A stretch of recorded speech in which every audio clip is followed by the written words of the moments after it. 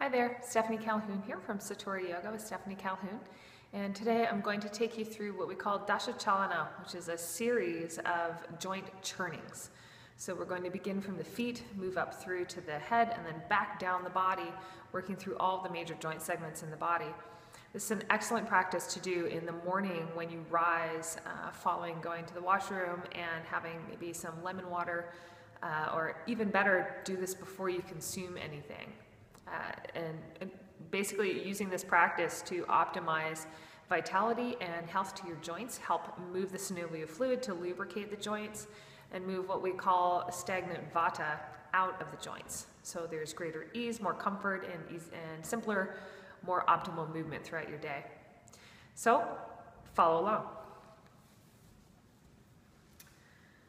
So we begin with the feet. And what might not be super clear right now in this image, maybe if I come back a little further, we start with the ankles, and it begins by taking one foot, stepping it back so the top of your foot actually rests on the ground. Get very rooted in your standing leg, and allow the leg that you step back to simply hang from your hip joint. Get very soft and relaxed. Notice if your posture is rigid, try to soften any extra gripping. Then we do simple rotations through the ankles, so you're circling around to the ball of the foot, back over the top of the toes, and around. Doing this in a smooth, rhythmic, steady manner. Do 7 or 8 repetitions, then pause and let the circles go the other direction. So imagine that it's your whole thigh swinging from the hip as you circle around on the foot. Once you complete both directions, transfer your weight to that foot. The left foot will now step back, and we'll begin the rotations. My thigh is hanging loose. I'm moving steady and rhythmically, very smooth movement, very grounded on my standing leg. Pause and change the direction. One last thing worth noting here is that women should begin with the right foot stepping back, and men should begin with the left foot stepping back. Return back to both feet. Here we'll move up the body towards the head. So we're working to get the base of the skull to soften and release so it's not so rigid or tender. Some of you might notice you have some little bits of noise, kind of like sandpaper sound in the base of the neck space when you're turning the head.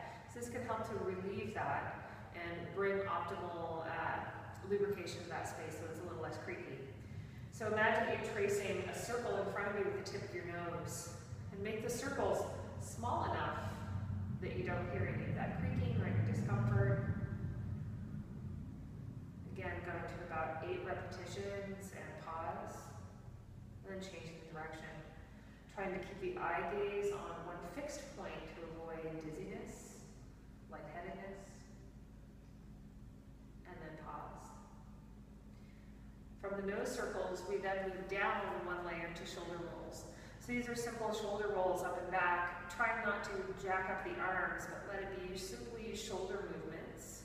Small enough that you don't increase tension along the ridge of the shoulders. And then pausing and reversing. Be mindful of your breath as you take your way through all of these movements. And pause when that's complete. Here we'll interlace the fingers together. So as the hands are interlaced, we want to draw the forearms together if possible. At this point, if it's not possible to bring the forearms together, the chest is too broad, there's too much muscular tightness through the shoulders or back, then have the arms as close as possible. Don't worry about them actually connecting. If they can connect, great, bring them together. So the fingers are interlaced but loose. We're doing wrist circles. So you're creating a figure 8 pattern and making note of what direction you see the figure 8s moving in. And then pause. Now take your figure 8s the opposite direction. I call this the brain twister. You might get some creaks like I just did out of the joints as you take these movements. And then pause when that's complete. Release the arms. Here we take a little bit wider stance with our feet. We let the arms hang to our sides. The arms act like empty coat sleeves, so they're really, really loose and soft on the body. We're working to twist through the waist to create a spinal rotation. So we want our hips to stay really steady and very firmly rooted to the ground. A softness to your knees so you don't tweak the knees. And then we begin to twist through the waist. So notice my hips are staying still, and I'm letting my arms swing very loose, like those empty coat sleeves. As I do this, you may be able to hear my arms are tapping against my own body, which lets me know I'm not trying to control or manipulate the arms in any way. And you're welcome to let the head turn to follow the direction. If that makes you dizzy, keep the head centered and just allow the rest of the spine to twist. And let it soften out naturally. Coming back to neutral. We'll keep a wide stance. You may want a slight bit narrower. And here we'll focus on hip circles. So I like to imagine I'm moving my body through a hula hoop in slow motion. Trying to keep the crown of the head as though you're being suspended upright from a puppet string.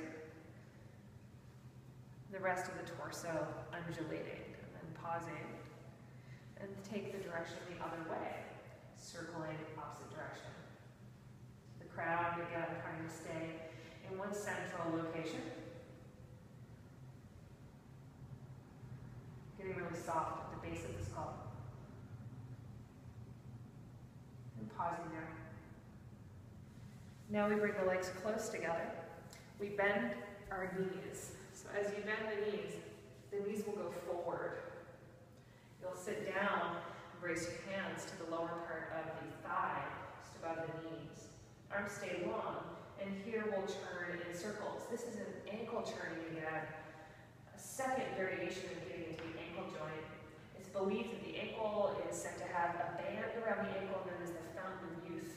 So we want to optimize bringing good circulation and energy here. Then we pause and turn the other direction. Keeping the feet firmly grounded. And pause. And coming up through the torso. The last we call sarpa, which is a word for a serpent. If serpent doesn't quite do it for you, think of a ribbon, a gymnastics ribbon that will undulate as it's being twirled by the gymnast. So you want to think of this maybe as a standing cat-cow as well. So feet comfortable width apart, we let the knees bend, your seat drops back, the head and spine get a little slouchy. And we initiate by pressing through the feet and hips forward, and we ripple up through the spine like a ribbon, sitting back down. Letting the head move along with you. Continuing to breathe steadily. Hips and legs press up, the rest of the spine follows. We let the knees bend and sit back down. And continue through. About 8 repetitions. When it's complete, find your way back to standing. Notice your feet on the ground, notice the whole body. You have now worked through every major joint segment in the body. Extra particulars you could focus on would be spending some time working through the feet, the hands, mobilizing the joints in the hands and feet specifically. And of course, facial manipulation if you're needing to be really expressive and make lots of faces in the mirror in the morning to really work the musculature in the jaw. So I hope these are useful. Very good to do in the Vata season. Here we are in the fall, Vata season time, when wind element or Vata starts to become quite prevalent for many of us, making our joints feel a little stiffer, a little drier, a little creakier.